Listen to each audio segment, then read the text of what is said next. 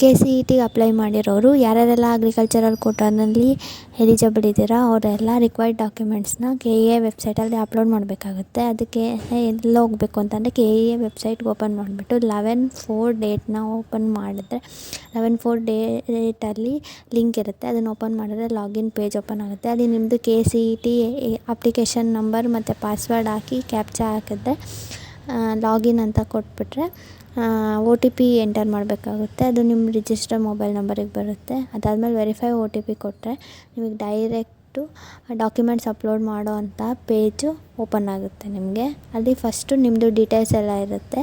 Verify ಮಾಡಿಬಿಟ್ಟು save and continue ಅಂತ ಕೊಡಿ. ನೆಕ್ಸ್ಟ್ ಅದು ಕೆಳಗೆ ಸ್ಕ್ರೋಲ್ ಮಾಡಿದ್ರೆ ನಿಮಗೆ ಅಗ್ರಿಕಲ್ಚರಲ್ ಡಾಕ್ಯುಮೆಂಟ್ಸ್ ಏನೇನು ಇದೆ ಅದರದ್ದು ಡೀಟೇಲ್ಸ್ ಅಪ್ಡೇಟ್ ಮಾಡಬೇಕಾಗುತ್ತೆ. RD ನಂಬರ್ ಅಂದರೆ ಅಗ್ರಿಕಲ್ಚರಲ್ ಸರ್ಟಿಫಿಕೇಟ್ದು RD ನಂಬರ್ ಹೊತ್ಬಿಟ್ಟು ವೆರಿಫೈ RD ಅಂತ ಕೊಟ್ಟರೆ ನಿಮ್ಮ ಡೀಟೇಲ್ಸ್ ಆಟೋಮೆಟಿಕ್ಲಿ ಫೆಚ್ ಆಗುತ್ತೆ. ಕೆಳಗೆ ಬಂದರೆ ನಿಮ್ಮ ಲ್ಯಾಂಡ್ ಓನರ್ ನೇಮ್ ಯಾರ ಹೆಸರಲ್ಲಿ ಅಗ್ರಿಕಲ್ಚರ್ ಲ್ಯಾಂಡ್ ಇದೆ ಅವ್ರ ಹೆಸರನ್ನು ಹಾಕಬೇಕಾಗುತ್ತೆ. ಸ್ಟೂಡೆಂಟಿಗೆ ಅವ್ರು ಏನು ಆಗಬೇಕು ರಿಲೇಷನ್ ಅನ್ನೋದನ್ನ ಹಾಕಬೇಕಾಗುತ್ತೆ.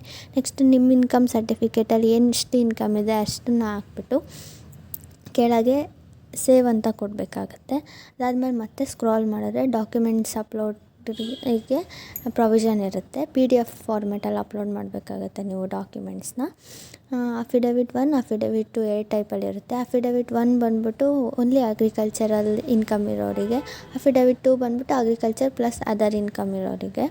ಅಫಿಡವಿಟ್ 1ನಲ್ಲಿ ಅಪ್ಲೈ ಮಾಡಬೇಕು ಅಂತಂದರೆ ಚೂಸ್ ಫೈಲ್ ಹೊತ್ಬಿಟ್ಟು ಫೈಲ್ನ ಚೂಸ್ ಮಾಡಿದ್ರೆ ತೊಗೊಳುತ್ತೆ. ನೆಕ್ಸ್ಟ್ ಕೆಳಗೆ ಅಗ್ರಿಕಲ್ಚರಲ್ ಸರ್ಟಿಫಿಕೇಟ್ನ ಅಪ್ಲೋಡ್ ಮಾಡಬೇಕಾಗುತ್ತೆ. ಅದಾದಮೇಲೆ ಅಪ್ಲೋಡ್ ಡಾಕ್ಯುಮೆಂಟ್ಸ್ ಅಂತ ಕೊಟ್ಟರೆ ಡಾಕ್ಯುಮೆಂಟ್ಸ್ ಅಪ್ಲೋಡ್ ಆಗುತ್ತೆ. ಇದು 1 MBಗಿಂತ ಕಡಿಮೆ ಇರಬೇಕು ಡಾಕ್ಯುಮೆಂಟ್ಸು. ನೆಕ್ಸ್ಟ್ ಅದಾದಮೇಲೆ ಕೆಳಗೆ ನಿಮಗೆ ಸ್ಕ್ರಾಲ್ ಮಾಡಿದ್ರೆ ಡಾಕ್ಯುಮೆಂಟ್ಸ್ ಅಪ್ಲೋಡ್ ಆಗಿರೋದನ್ನ ನೋಡ್ಬೋದು ನೀವು. ವ್ಯೂ ಅಂತ ಕೊಟ್ಬಿಟ್ರೆ ಡಾಕ್ಯುಮೆಂಟ್ಸ್ ಏನೇನು ಅಪ್ಲೋಡ್ ಆಗಿದೆ ಅದನ್ನು ಒಂದು ಸಲ ಕ್ರಾಸ್ ವೆರಿಫೈ ಮಾಡ್ಕೊಳ್ಳಿ. ನೆಕ್ಸ್ಟ್ ಅದಾದಮೇಲೆ ನೆಕ್ಸ್ಟ್ ಅಂತ ಒಂದು ಗ್ರೀನ್ ಕಲರ್ ಬಟನ್ ಇದೆಯಲ್ಲ ಅದನ್ನು ಪ್ರೆಸ್ ಮಾಡಬೇಕಾಗುತ್ತೆ ನೀವು. ಅದನ್ನು ಪ್ರೆಸ್ ಮಾಡಿದಾಗ ಮತ್ತೆ ನಿಮಗೊಂದು ಟಿಕ್ಕಿಂಗ್ ಬಾಕ್ಸ್ ಥರ ಬಂದುಬಿಟ್ಟು ಕೆಳಗೆ ಡಿಕ್ಲರೇಷನ್ ಅನ್ನೋ ಥರ ಬರುತ್ತೆ.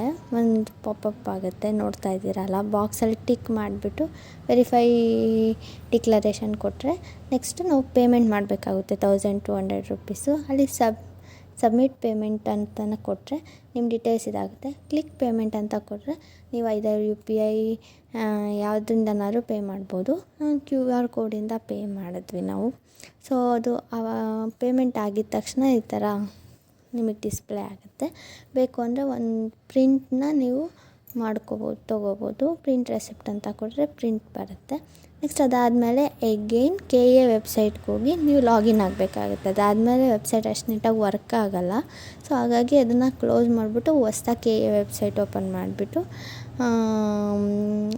ಸೇಮ್ ನೀವು ಎಲ್ಲಿ ಹೋಗಿದ್ರೋ ಅಲ್ಲಿಗೆ ಹೋಗಿ ಎಗೈನ್ ಲಾಗಿನ್ ಆಗಬೇಕಾಗುತ್ತೆ. ನಿಮ್ಮ KCET ಅಪ್ಲಿಕೇಶನ್ ನಂಬರ್ ಎಲ್ಲ ಕೊಟ್ಬಿಟ್ಟು ಸೊ ಲಾಗಿನ್ ಆಗಿ ಎಗೈನ್ OTP ಹಾಕಿದ್ರೆ OTP ವೆರಿಫೈ ಆಗಿ ಲಾಗಿನ್ ಆಗುತ್ತೆ. ಸೊ ಇಲ್ಲಿ ನಿಮಗೆ ಪ್ರಿಂಟ್ ಅಪ್ಲಿಕೇಶನ್ ಅನ್ನೋದೊಂದು ಆಪ್ಷನ್ ಇರುತ್ತೆ.